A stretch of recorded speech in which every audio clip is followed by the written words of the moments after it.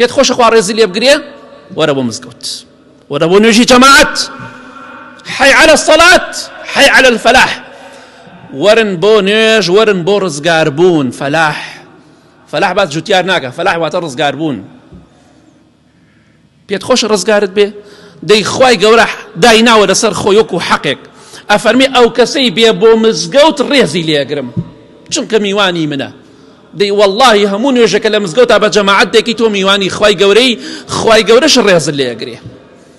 محروم ئەو کەسەیە خۆی لەم میواندارێ محروم کات داماو ئەو کەسەیە کە لەم خێرە خۆی بێبەش کات وەرن بۆ مزگەوت بۆ قەبر قیامەتی خۆتان خۆشەویستی خوا صلى الله عليه وسلم لە حەدیثێکی صحیح تەرغیبدا دەفەرمێ هەر کەسێ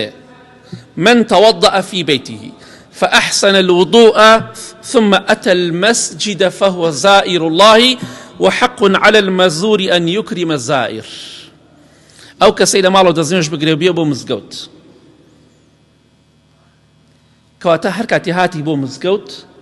خۆشەویستی خوا فەرمێ صلى الله عليه وسلم ئەوە سەردانی خوای گەورەت کردووە سەردانی خوای گەورەت کردووە وانەزانی بەس کەعبە سەردانیکردنی خوای گەورەیە هەموو نوێژێکی جەماعەت کە لە مزگەوت تاکەی تۆ سەردانی خوای گەورەت کردووە تۆ میوانی خوای گەورەی خۆشەویستی خوا فەرمێ صلى الله عليه وسلم خوای گەورەش وەکو فەزڵ و کەرەمێک لەسەر خۆی دانا وەکو حەقێک ئەفەرمێ هەر کەسێ بێتە ماڵەکەم ڕێزی لێگرم پێت خۆشە خوا ڕێزی لێ بگرێ وەرە بۆ مزگەوت